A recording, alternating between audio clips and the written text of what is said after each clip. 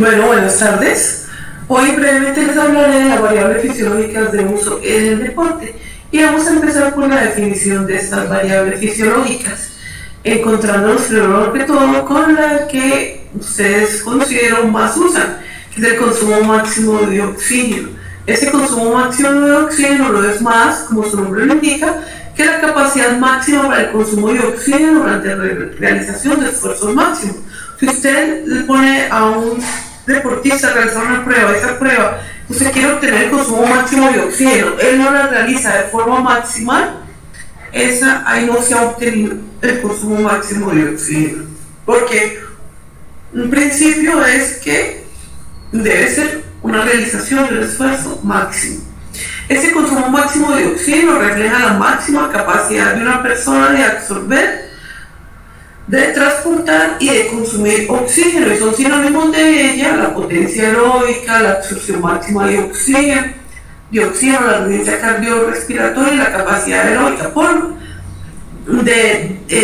Con respecto a la resistencia cardiorrespiratoria, puede ser la capacidad del cuerpo para mantener un ejercicio prolongado. El entrenamiento aeróbico se define como aquel que mejora los sistemas de producción de energía aeróbica, tal y como su nombre lo indica. Y de ello hay dos variables que son muy interesantes para nosotros también dentro del deporte, que son el consumo de oxígeno relativo y el consumo de oxígeno absoluto. Ese consumo de oxígeno relativo se da en mililitros de oxígeno por kilogramo de peso por minuto. Cuando nosotros multiplicamos este valor por el peso, obtenemos el consumo de oxígeno absoluto, ya que se da en mililitros o litros por minuto dependiendo de las unidades utilizadas. Otra variable muy importante son los MET. MET viene de la palabra metabolismo y precisamente MET quiere decir equivalente metabólico. Ese MET es la unidad usada para estimar el costo metabólico, o sea, el consumo de oxígeno utilizado de la actividad física. Ese MET un solo MET equivale al ritmo metabólico en reposo y aproximadamente 3,5 mililitros de oxígeno por kilogramo de peso por minuto. Y cuando estamos hablando de reposo, estamos hablando de reposo total. Una persona durmiendo sin moverse, en sueño profundo, pues está gastando aproximadamente 3,5 mililitros de oxígeno por cada kilogramo de peso que esa persona tiene por minuto. La otra definición, otra variable, es un equipo llamado ergómetro. Se conocen muchos, están el ciclo ergómetro, el nano ergómetro, el remo ergómetro, la banda sin fin, etc. ¿Ya? Y es un instrumento que permite controlar o estandarizar y medir la cantidad e intensidad del esfuerzo físico de una persona, ya que al ser un equipo nosotros podemos controlar esas variables. La otra variable muy importante es la deuda de oxígeno, que no es más que el excesivo consumo de oxígeno post esfuerzo.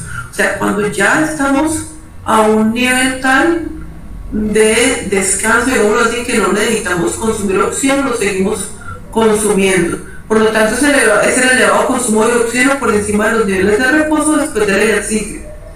Es la cantidad de oxígeno captada durante la fase post esfuerzo que suele superar las verdaderas necesidades en reposo y es proporcional al volumen de intensidad del entrenamiento realizado. Mayor volumen de intensidad realizado, pues mayor posibilidad de que aparezca una deuda de oxígeno. La otra variable muy importante es el pulso de oxígeno, no confundir con la presión de oxígeno. El pulso de oxígeno indica la cantidad de oxígeno que se consume durante un ciclo cardíaco completo, o sea, de un latido cardíaco al siguiente latido cardíaco. ¿Ya? El pulso de oxígeno, por lo tanto, se puede obtener de dividir el consumo absoluto de oxígeno, que ya lo vimos al principio, con la frecuencia cardíaca, sobre todo si estamos hablando de deporte, con la frecuencia cardíaca de carga, o sea, con la que realizó esa actividad física. Se corresponde entonces a la cantidad de oxígeno que se consume por latido, es consumo de oxígeno absoluto sobre frecuencia cardíaca. Este parámetro, pulso de oxígeno, es muy importante y puede llegar en una persona entrenada y con el deporte o en la actividad, llegar hasta valores de 25 mililitros de oxígeno por latido. La otra importancia de este pulso de oxígeno radica es que es el mejor índice de eficiencia cardiovascular que existe. El que nos está diciendo qué tan eficiente o no es nuestro corazón. Por lo tanto, es un parámetro de evaluación funcional. Y a mayor valor de pulso de oxígeno obtenido en ese deportista, más eficaz es la función de bombeo para un valor X de consumo de oxígeno consumido. O sea, una cantidad X de consumo a una menor frecuencia cardíaca. O sea, a mayores esfuerzos, más económico ese corazón. El valor normal va en una persona sana de 4 a 5 minutos de oxígeno en el reposo y puede llegar en una persona entrenada con el ejercicio a valores, como ya lo vimos, de 25 minutos de oxígeno por latido por minuto. La última variable es el volumen de eyección sistólica o volumen sistólico, que no es más que la cantidad o volumen de sangre que se expulsa o se eyecta por el corazón en cada latido. Ese volumen varía en función de varios parámetros, como la cantidad de sangre en el ventrículo antes de la contracción, o sea, volumen ventricular previo, la contractilidad de la pared muscular, o sea, que también se contrae esa pared, qué tanto puede expulsar con cada contracción, la resistencia a vencer, ya sean mecánicas o dinámicas. Supongamos unas arterias, arterias a vencer en buen estado o endurecidas. Y el nivel de entrenamiento físico pues es supremamente importante.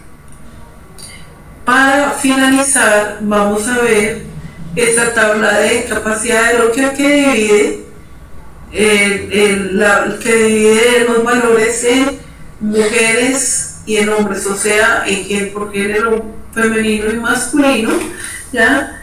Valores para el consumo máximo de oxígeno, el mililitro de oxígeno por kilogramo de peso por minuto. Esta tabla es de 1998 y estos valores a nivel de mujeres no se han cambiado, aunque sí deberían cambiarse actualmente, ya que la mujer está en mucho mejor condición física a nivel del entrenamiento deportivo que hay antes.